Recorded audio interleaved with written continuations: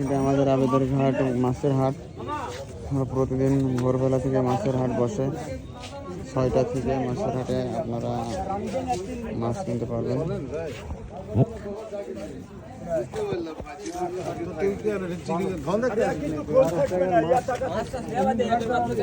মাছের হাট